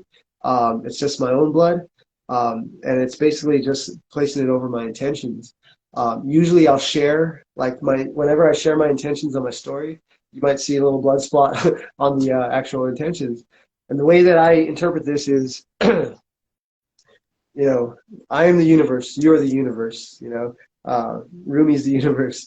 And when I put my DNA over my intentions, I'm showing the universe. If I put it on the internet, I'm showing the universe my intentions, and the universe sees it at a wider scale, and the manifestations kind of come in. And my whole intention is not to get it manifested or nothing like that. I just want to make sure that my intentions are always known. I never want to hide my intentions. So Wow. anyway, that's just kind of like a ceremonial thing I do. But Yeah, yeah, I think it could be very controversial, even those words like blood magic, right? But um oh, we all do it in different ways, especially if you happen to have a womb inside your body, blood. There you then go. you're doing blood magic every month, whether we know No, it or not. absolutely, But yeah, I think absolutely. that's so powerful. Thank you for sharing that. I think that's a gem that I will actually I will take into my own practice. Awesome. Yeah, no, it's been so beneficial to me. Urine therapy, it's blood magic as It well. is. It Yeah, is, and everyone's done urine therapy. 9 months in the womb, you are exactly, drinking your mother and your own urine. So, exactly. And you were right. No, you're right. And you were right too. I should speak on this because it is controversial. It has become controversial actually within the spiritual communities. So the initial spell that I did on that winter solstice was a blood. It was a blood magic spell. It was my blood over my intentions, and that changed. That's what changed my life. And so I don't do it every day. I only do it. Sometimes I don't even share that, but I just do it for myself, so I can see my own DNA on my. It's a blood contract basically. I'm making a blood contract with myself. mhm. You know. But yeah, doing that really gets my subconscious it strengthens it. It helps me to see like, okay, this is it. This is the direction that my soul wants to go for this intention. Mm. And it just kind of makes it a little bit more easier for me, I guess. I don't know. It's just a ritual that I like to do, but Yeah, I think yeah, I think there's stigmas around a lot of these things because of dogmatic conditioning that we've had. But with all things, not just this, it's not what you do, but why you do it. Because plenty people do quote unquote good things for the wrong reasons. So absolutely, what's the absolutely. intention? Just like all magic, there's benevolent magic and there's malevolent magic. That's either good or bad. And I mean, if people are stuck on the polarities, that's the way it's interpreted at least. But Right. nonetheless, our intentions have a lot to do with it. But yeah, so every sure, every juice fast that I do, I write down. So like I shared this one. This one has my blood over my name right there. But Wow. I shared this on my Instagram, but I wrote down, actually, what about you, actually? I was watching your video and what you said, and the why. I've been stuck on the why, and I'm still kind of stuck on the why right now for this juice fast because, yes, for discipline, yes, for health and for wellness and for cleansing, and yes, for all that stuff, but I always ask myself, but why, Jose? Like, there's like 7 whys you can ask. I've heard, that kind of gets to the root of things. And Yeah, you it, can always go deeper, right? Because it's like you yeah, could say like the why is for health. Why do you want to be healthy?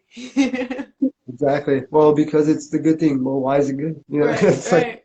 Yeah, it's like a little child, you know, why, It Lord? is. It is. It brings you into that child mind of wonder. Like, I wonder why. So that I'm on that right now. That's where I'm at right now. But I came to the conclusion, or at least I accepted that I don't have the full why right now, but Mm, I trust that it's going to be revealed later. And even if it's not, you know, it's going yeah. to be fulfilled, Yeah. and I'm okay with that. So yeah, I'll be doing a 30-day or completing the 30 days on the December 7th. I have not fixed my juicer. I told you that my juicer broke. Yeah. My my juicer broke 2 days ago, and right now I'm just blending my fruit and just straining it out right now, like we were talking about. But that's okay. It's a healthy challenge. You know, I'll get it fixed eventually. But Mm. yeah, so just to conclude, I guess I'm trying to think if there's any other things regarding my journey because I'm I said the curious, breath work. what do you think the biggest lessons that fasting has brought you? The biggest lessons that fasting has brought me. I think I think trust is a big lesson I've learned with fasting because, Mm. like I said, now I trust my body so much. Like I was so unsure about not eating for so long, you know, because again, I was conditioned to believe that, you know, you can't go without food for so long. And that is not true, you know. So now when my body does feel a little ache or feels a little grumbly in my stomach, um, I trust that it's doing exactly what it's supposed to do, and it's healing. It's not hurting me. I trust myself, you know, by doing these fasts. I've got so much more trust in myself now, you Wow. know, especially with the urine therapy. That really, you know how it is. Yeah. It's amazing. That's literally self-trust. Literally self-trust. Self-confidence, confiding Yeah, in yourself.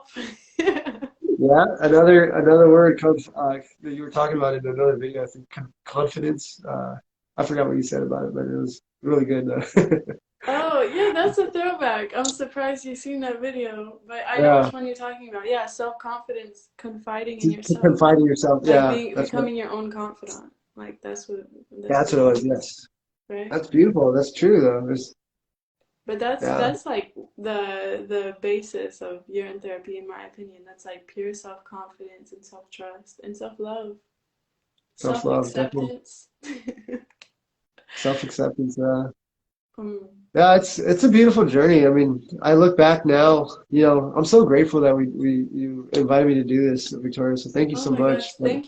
thank you for accepting the invitation and being willing to share, on live, because uh, hearing different people's stories, it brings out different sides of us, gives us different realizations.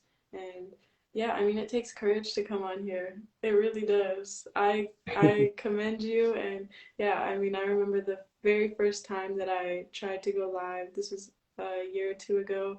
I didn't do it. I got to the screen, and now they have this feature where you can practice. They didn't have that 2 years ago. And I was about to hit the button, and I just cried because it can be scary, just coming on here and talking and sharing what's real for you. It takes some courage, so I appreciate that. And one last thing that I would love for you to share a little more about, just Sure. about your journey. Like, how has cleansing impacted your creativity? Because we opened this call, you shared about so many different creative outlets that you have. How has that shifted or been impacted through this healing that you've experienced? That's a great question. I really appreciate that. So my creativity was a lot different before I got sober. Um, so I'm a singer-songwriter. I've been doing this for, 20 years old. I don't know.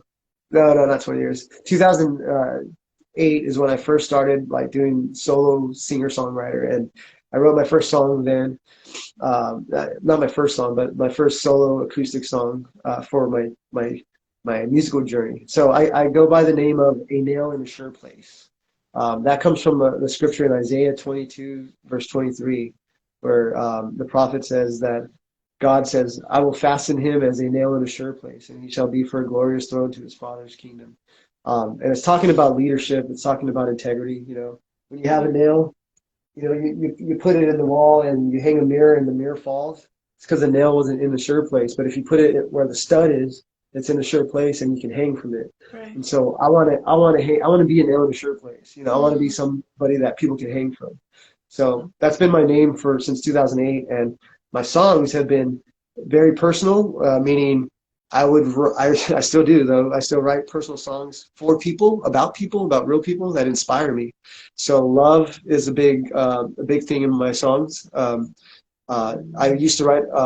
I have a couple of dark songs that are kind of about death, which it's again polarity. So Right. love and death, but my songs before my shift were very they were not as intentional. I mean, I would set an intention unintentionally, unconsciously, I should say, to write a song for a person, and the song would just come out. And at that time, I knew that it was not me, like it was the channel. Even back then, I knew like I'm not smart enough to write this stuff. It's got to be some type of channel or something. Um, Yeah. and I always attribute it to my muse. It's always the muse that for me, channels it. It's It because of the pulls it out of muse. you. Yeah. Yeah, I you get completely it. resonate. So back then it was a little different. Once I went to that program and got cleaned up, my writing had changed also because this was the first time I would write stuff sober. So I was curious to see what would come out, and I think the first song that came out when I was sober, I don't remember if it was the first one or not, but one of the first ones was it wasn't even my lyrics. It was a poem that I recited from the program I was in. It's called the Rock Out Ceremony. So when you finish the program, the 5 days in that inpatient place, they have you recite a poem called the Rock Ceremony, the Rock Out Ceremony, and it's a poem by Claudia Ramsey Wilson, I think her name is. And so I just put music to the poem. And anyway, that was like the first one, I believe, that came out, and I thought that was really cool. And I actually sang it when not the 5 days, it was the other outpatient program. I'm sorry if I'm confusing, but yeah, after that outpatient program, I sang it for the group.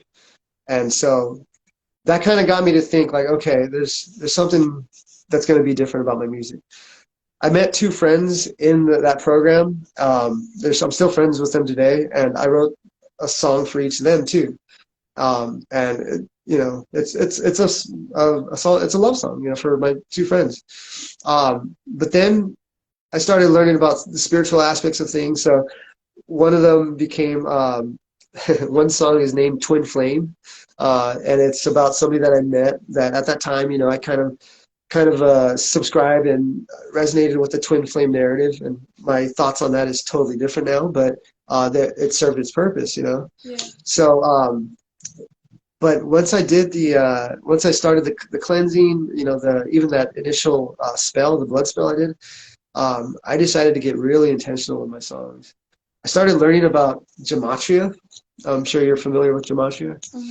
So I'm very intentional with the words, the titles of my songs, Mm. everything that I say. So the song the first song that was intentional like that, it's called "We Wish Her Well," and so I wrote this song for a friend that lives in the UK, an online friend, and it's basically about anybody who's you know doing that work that's trying to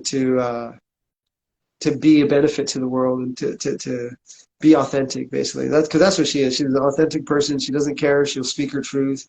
And it was just kind of like an encouragement for people like that, for her and for people like that.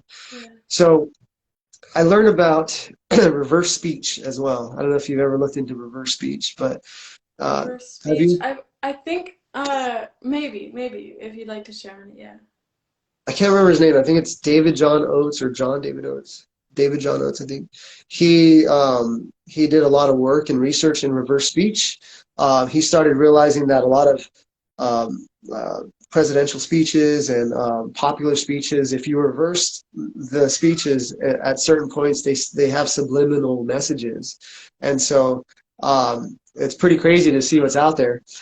But the idea is that the subconscious doesn't give a shit about which way the words are spoken. Right. It hears something in reverse, and it gets planted into your subconscious. It's a Yeah. spell. Yeah, it also it can't tell the difference. You know, if you're Yeah. talking to about you or about myself, or if I'm thinking thoughts about someone else or myself, it's just download, download, receptivity. Exactly, exactly. So I had already been conscious of my words. Like I stopped using negative words because I was, viewing the polarities behind words and whatnot, the Mm. positive and negative. Yes, Ruby, she's crying. um, I was already conscious of the words, but once I learned about reverse speech, I'm like, huh, I'm going to try to utilize reverse speech in my songs to cast positive spells on people, like and not necessarily cast it on them, but to encourage them, to Yeah. plant positive seeds. So Oh, this song wow. we wish, what's that? I just said, oh, wow. Oh, so the song "We Wish Her Well." First of all, if you were to reverse that title, "We Wish Her Well," it sounds like "I worship you" in reverse, which is kind of interesting. But there's a last line that the last line of the song. It says, "If y'all or you are Earth sign, mother are we," and it makes no sense forward, but when you reverse it, it says, "You are the master of your life." Wow. So I decided to be very intentional with my music. So that's kind of where I mean, the cleansing has a lot to do with it, of course, because I was getting Right. more conscious of all that stuff. And it's like Um, because you had more energy available, you were able to put more intention and more gems and like, in fact, I was on a juice fast when I finished that song too. Yeah, wow. Yeah. yeah. So, yeah, I do that. I like the song "How the Story Ends." The gematria value for that is 218, which is also the same gematria value for Sophia, which is the Gnostic goddess, or there's a Gnostic tale of Sophia. I like to utilize the gods of old, to kind of use their energy for that purpose. You know what I mean? Yeah. So Sophia is a big one for me. So I try to use gematria values of her. Also the number 144. I'll use my numbers, which is 714 and 119.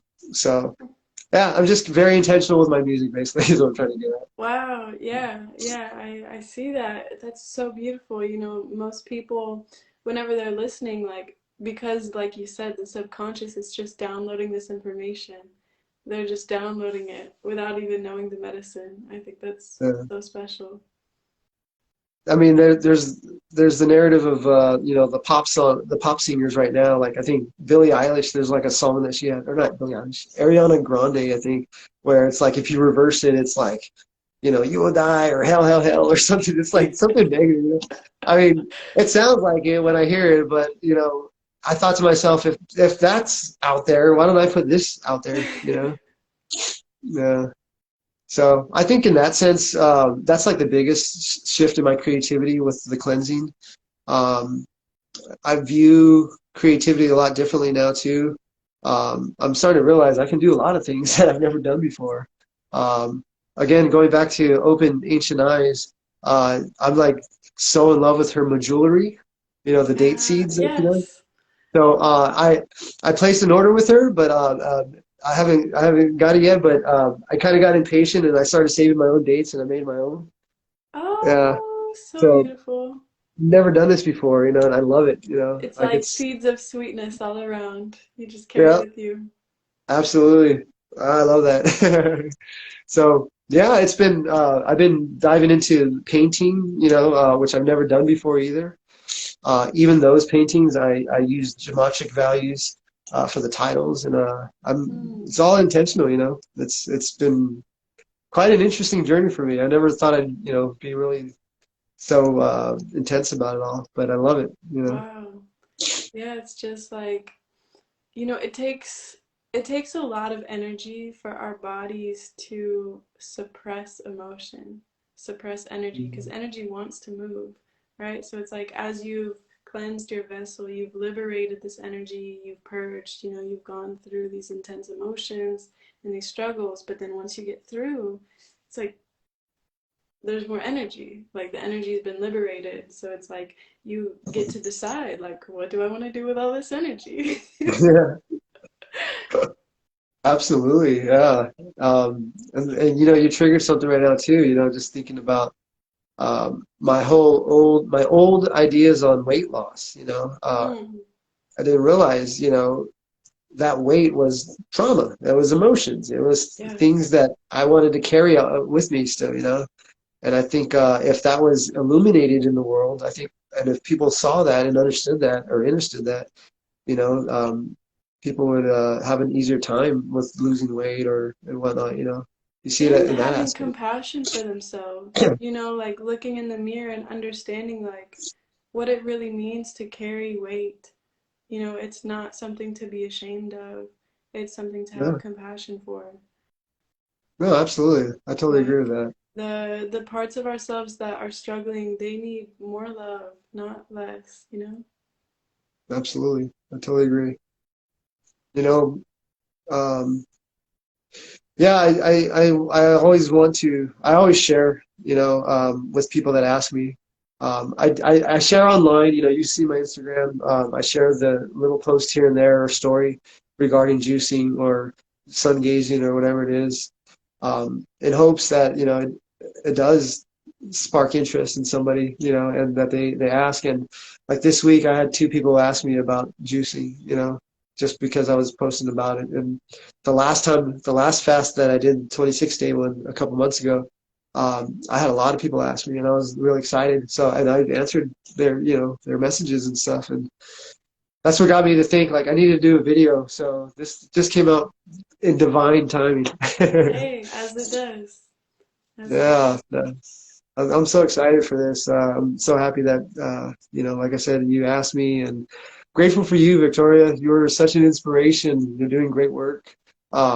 Literally, you're doing the great work, and you know, I can recognize that because you know we recognize that in each other, the people that are Right. doing this. You know, so thank you for doing what you're doing. Thank you for being you. You know, just keep it up. Keep up the great work.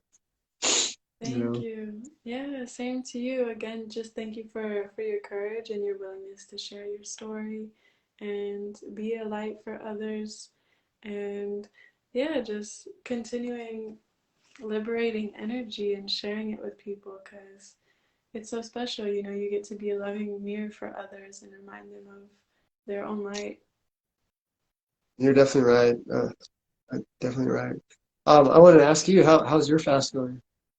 It's going good. It's going good. Thank you. Yeah. Yeah, I've been more lax with myself as far as like, setting a certain time and then going with that. It's been more of like, I'll get a call to go deeper into a fast and I'll go deep and usually like there's something there for me as far as like to purge or to discover or just my body knows I'll need the energy for something for a project that wants to come through. And so yeah, I've been in deep flow. I've been creating and being my hermit self. So it's been fun. Okay, well, I want to encourage you to please continue to share your beautiful creations because they are beautiful. They resonate with me and a lot of people. And there's healing power behind it. Like I mentioned, your lullaby. There's so many healing frequencies behind that, and I can feel it. I can see it. Um, Stuff like that. You're so creative, and I really appreciate you. Thank you. Yeah, like as we do creative projects of any sort, even if they come from a space of pain, it's like whatever that creative project brings for us. So it's like if I do a painting and I find clarity or I find a peace in that, if that's my solace, in a certain period of life, like that energy is infused into that work. So it's like whenever we share it with people, they get that same energy of like they may not know it, but like, oh, whenever I look at that painting, it just kind of like calms me down. And I'm like, yeah, I remember making it and it did that. That was the intention, yeah. But that's yeah, that's the beautiful thing for anyone watching and yourself too. Just you know, we never know who needs our gifts. The reason that we have gifts is because there's people to give them to. Like if there's Mm. something coming through you, it's not a coincidence. You know, like it's not a coincidence that you want to make songs and that you have these tunes that come or these words or this inspiration to put a little extra intention into what you're doing. You know, that's there because there's people that need it. There's people that need that medicine. So yeah, we heal each other like that. I've never heard it articulated like that. That's beautiful. I totally resonate with that. Thank you for saying that. That's hitting home right now. I love that. No, that's true. That's so true, though. You know, because I don't know. I can talk about we could talk about this like all night, but it's so beautiful, like to just be yourself and to share it. You know, to let people see it. Um, and I write songs for for people, but really for myself. You know, like I play them. I don't have any shame, talking about the backstories behind them and whatnot. And I love just letting it out and just being myself when I do it. And I do see some people appreciate it and really, feel what I was trying to articulate. And it's always rewarding. But you're right, though. We got gifts for a reason. Yeah, yeah, and you just we can never really know our impact because I'm sure like scrolling through Instagram, I know at least for me sometimes like I'll see something or someone will post something and it really sticks with me. Like it really hits home. But I never tell them like it just comes and it goes like for a lot of them. Sometimes I do, sometimes I'll thank them, sometimes I'll be like, "Oh wow, that really resonated." But probably the majority of times that something's really like given me like a little key, I probably didn't say anything. I've been trying to like remember to like give my gratitude to them, but more often than not, my gratitude is felt and sent to them like months later at a different time. So it's like we just never know how we're touching people's lives just by Yeah. just by being ourselves, following the energy that's inside of us. Well, please know, and I'm probably told you before, but you've definitely touched my life with all your gifts and everything that Oh, you share. 'Cause your spirit and your energy is beautiful, so I appreciate you. thank you. Yeah, I appreciate you too. It's Soul Tribe. We're here to inspire one another. Absolutely. This has Yeah. been a great discussion. Yeah, it really has. Thank you so much for taking the time to just share your journey. And thank you to everyone that watched, everyone that Yeah. popped in, everyone on the replay. Appreciate y'all. And yeah, I think this is farewell for the evening. Thank you again, Victoria. I'll be talking to you again soon because I do have some artwork I want to commission you. Yes, the muse is speaking to us both. Woo! We must listen. I'll, can I give you a hint at what's coming to me about that? Give me a hint. So the divine feminine, this piece of art right here, I resonate with the divine feminine a lot. I talked about Sophia. That's just I'm not saying I want something like that, but the divine feminine is what I'm trying to get at. Ooh, So ooh. yeah, so that's a little hint, but and I want to share this too. The last person I commissioned to do art for was my cousin's child. Oh my Her name gosh. is Lily, and she is an artist, and she made Yes. this for me. It's a violin. It's gorgeous. She's amazing. Yeah, Oh my this gosh. it's my it's a masterpiece to me. I love it so So much. beautiful.